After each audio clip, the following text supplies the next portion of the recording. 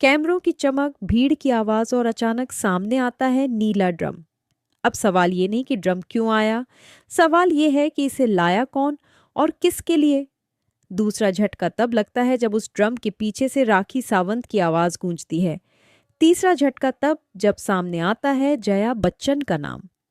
यहीं से कहानी सीधी दिल में उतर जाती है। राखी सावंत, एक ऐसा नाम जो आते ही ध्यान खींच ले। कपड़े हों, बयान हो या अंदाज, राखी कभी हल्की एंट्री नहीं लेती। इस बार मौका था मुंबई में हुए एक इवेंट का।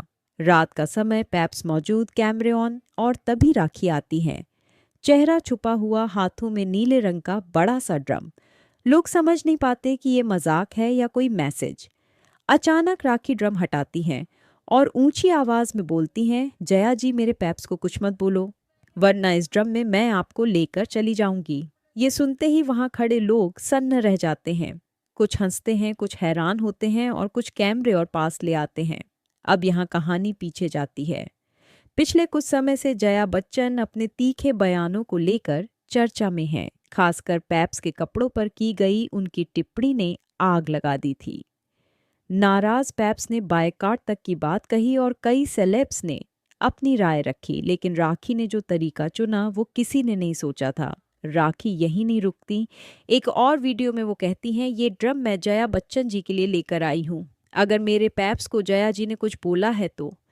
वाक्य अधूरा रह जाता है लेकिन मैसेज पूरा पहुंच जाता है। ये राखी का अंदाज है। आधी बात में पूरी सनसनी। सोशल मीडिया पर वीडियो फैलते ही प्रतिक्रियाओं की बारिश शुरू हो जाती है। कोई कहता है ये राखी की हद है, कोई कहता है कम से कम किसी ने पैप्स के लिए आवाज तो उठाई। कुछ लोग इसे मजाक मानते हैं, कुछ इसे इशारा।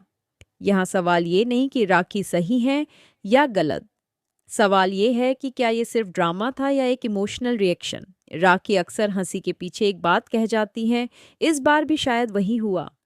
नीला ड्रम अब सिर्फ एक प्रॉप नहीं रहा, वो एक बयान बन गया। ऐसा बयान जिसने फिर साबित कर दिया कि राखी सावंत जब भी आती है खाली हाथ नहीं आती, या तो हंसी देती हैं या बहस, और कई बार दोनों एक साथ।